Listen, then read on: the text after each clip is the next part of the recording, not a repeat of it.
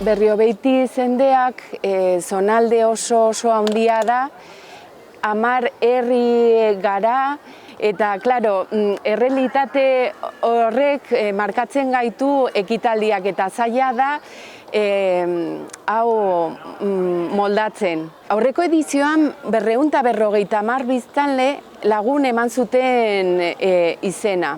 2016an egin zen inkesta populazio bat, eta horretan ikusi zen Euskaldunak 22% zirela. Orduan horrek esan nahi du, Euskaldun horietatik bostetik batek eman zuela izena Euskaraldian.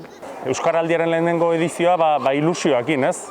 Zerbait berezia bezala eta egia esan oso esperientzia politia izan duzen. Euskaraldiaren ideia hau eta egia esan lehenengo aldian asko gozatu nuen, ze azkenean jendearekin komunikatzea beti da oso politia eta dudaik ez dago euskaraz baldin bada pertsonalki nahiago dut eta politiago iruditzen zait oraindik.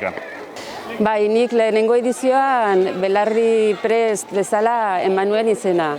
Horrezagatik lehenengo edizioan txapari esker pizka bat noiz behinka ohitura hori aldatzea lortu nuen.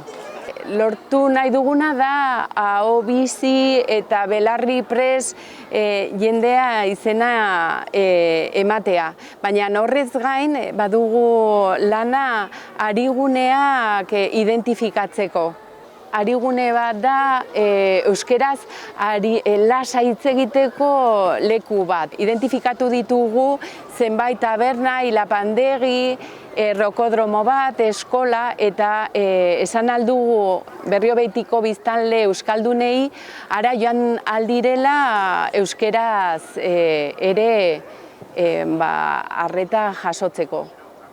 Banator Euskaraldiaren helburuarekin, eta nahi diet eman aukera nire bezeroi nirekin euskaraz aritzea japandegian.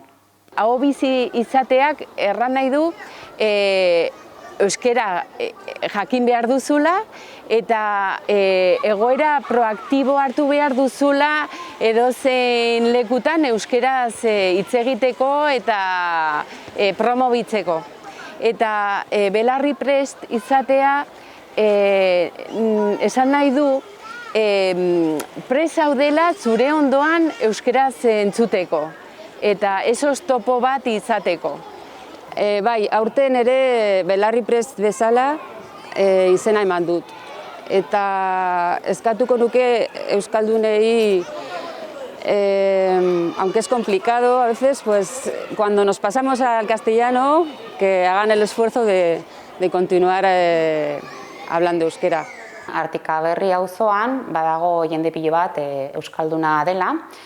Ziur nago nire bezeroen artean egongo direla, baina nik ez dakit euskaldunak direnek, orduan lagunduko digut elkarren artean ezagutzeko eta gure artean euskaraz hitz egiteko.